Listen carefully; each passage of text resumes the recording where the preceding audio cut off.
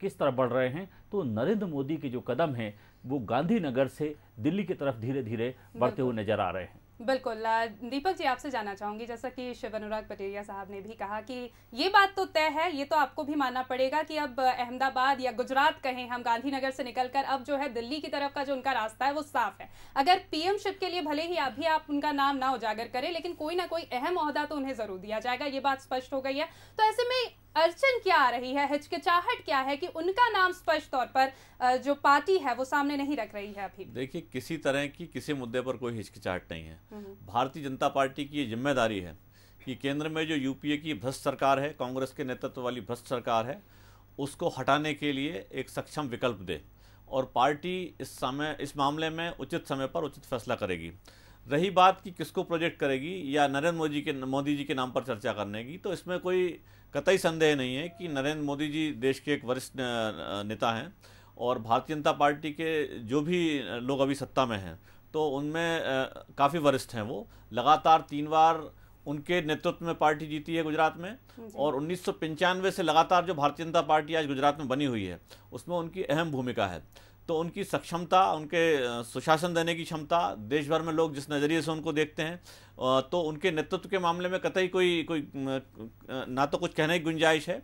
लेकिन मेरा ये कहना है कि भारतीय जनता पार्टी के पास ऐसे कई नेता हैं। शिवराज सिंह जी उनमें से एक हैं, अरुण जेटली जी उसमें से एक हैं, सुषमा स्वराज जी उनमें से एक हैं, रमन सिंह जी उनमें से एक हैं, मनोहर पर्रिकर जी उनमें से एक हैं। अब किस भूमिका के लिए पार्टी किसका चयन करेगी, ये समय आने पर साफ होगा। और इस मामले में मीडिया की जल्दबाजी का मायने मुझे समझ में नहीं आ रहा, और कांग्रेस कितनी भी ये कहने की कोशिश करे कि हमें कोई फर्क नहीं पड़ता, लेकिन कांग्रेस नरेंद्र मोदी जी से घबराती है, इसमें कतई कोई शक नहीं है। चलिए, जेपी धनोपिया साहब, आपका मैं रुख करूंगी। हालांकि इस पर मैं आपके कमेंट नहीं चाहूंगी कि क्या कांग्रेस घबराती है या नहीं, इस पर आप जवाब पहले ही दे चुके हैं। लेकिन एक और बात जो इस बैठक में सामने आई वो ये कि राजनाथ सिंह ने कांग्रेस को, यूपीए सरकार को पूरी तरह से घेरने की कोशिश की, खासकर भ्रष्टाचार और महंगाई के मुद्दे पर। उस पर आपका क्या कहना है? क्या ये बड़े इशू हो सकते हैं जो जो नेक्स्ट इलेक्शन आ रहे हैं 2014 में, उसमें बड़ी चुनौती होगी कांग्रेस के सामने? संयुक्ता जी, राजनाथ सिंह जी को ये बोलने के पहले जरा अपनी पार्टी का भी देखना चाहिए कि इनकी अपनी स्थिति क्या है। मैं समझता हूँ हिंदुस्तान की राजनीति में जब से ये देश आज़ाद हुआ है, पहली बार किसी राष्ट्रीय पार्टी का राष्ट्रीय अध्यक्ष लाखों रुपए रिश्वत लेता पकड़ा गया था, जेल के अंदर रहा है 14 महीने। शायद कोई मंत्री रुपए लेता पकड़ा गया था तो इनके दिलीप सिंह जो थे जो पकड़े गए थे। इनके यहाँ भ्रष्टाचार की बातें करते हैं, इनकी अपनी स्थिति है। इसलिए मैं ये कहना चाहता हूं कि इस तरह की बातें करने में कोई दम नहीं है, जनता फैसला करेगी। भ्रष्टाचार में अखंड डूबी हुई है भारतीय जनता पार्टी, चाहे मध्य प्रदेश की बात करें चाहे केंद्र की बात करें, जहां इनको मौका मिलता है वहां भ्रष्टाचार में होते हैं। और तो और इस एनडीए की सरकार ने तो कफन भी भेज डाले थे, ताबूत भी भेज डाले थे। ये भ्रष्टाचार की डूबी पार्टी है। कांग्रेस की चल रही है धनोपिया जी, कांग्रेस वही बताना चाहता हूँ। हमें पहले, एक और बात, हमें भ्रष्ट कहने के पहले अपने गिरबान में झांक कर देखें ये कितने भ्रष्टाचारी हैं। इनका राष्ट्रीय अंदर जेल में रहा अध्यक्ष, इनका मंत्री भ्रष्ट रहा है, नेट पकड़े गिनते हुए पकड़ा गया है। ये किस तरह की बातें कर रहे हैं? जी धनोपिया जी, मैं आपसे ये जानना चाहूंगी, कई ऐसे अहम मुद्दे हैं जिनमें आंतरिक सुरक्षा का भी एक मुद्दा है, जिस पर भी उन्होंने पूरी तरह से घेरने की कोशिश की है। उन्होंने कहा अगर बीजेपी होती तो इस तरह के बयान कभी नहीं दिए जाते, लेकिन जब भारत में कोई आतंकवादी हमला होता है तो उस पर, या बांग्लादेशी घुसपैठों का मामला हो, जितने इस तरह के आंतरिक सुरक्षा से संबंधित मामले हैं, उसमें सरकार की तरफ से जो बयान आते हैं वो कहीं ना कहीं सोचने पर मजबूर करते हैं कि आखिर किस तरह से एक कंट्री के जो रिप्रेजेंटेटिव हैं वो इतने हल्के में बयान दे देते हैं। इस पर क्या कहेंगे? जी, मेरा आपसे निवेदन है कि इनको ये पूछिए कि 13 दिसंबर 2001 को जब संसद पर हमला हुआ था तब कौन सरकार सत्ता में बैठी थी, कौन लोग बैठे थे, क्या इसके बाद की प्रतिक्रिया रही है? हमने कारगिल की ऐसी स्थिति नहीं बनी कि लोगों को पहले घुसने दिया, ने होश ही नहीं है क्या हो रहा है। और कारगिल की पहाड़ी के ऊपर जब एक हमारा दुश्मन आकर बैठ गया तब बाद में उसको निकालने के बाद विजय दिवस मना रहे हैं, हमने विजय प्राप्त कर ली है। ना इनका किस सुरक्षा से मतलब है, ये सक्षम लोग नहीं है, ये सिर्फ विपक्षी भूमिका को निभाने के लिए इस तरह की बातें कर रहे हैं। कांग्रेस पार्टी का अपना एक इतिहास रहा है, कांग्रेस पार्टी ने कहीं कोई सौदा नहीं किया है, कोई समझौता नहीं किया है। हमने कसाब को फांसी दी,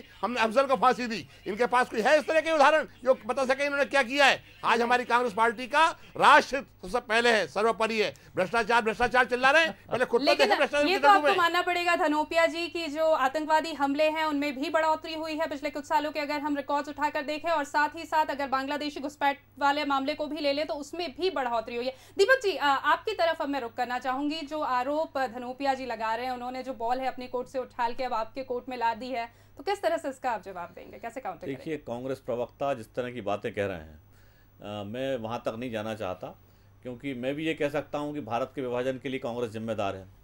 मैं भी ये कह सकता हूँ कि 1962 में चीन ने जब हमला किया तो जवाहरलाल नेहरू के नकारापन की वजह से हम प्रतिरोधक स्थिति में नहीं थे, और भी बहुत सारे बातें मौजूद ही नहीं था। आप थे कहाँ?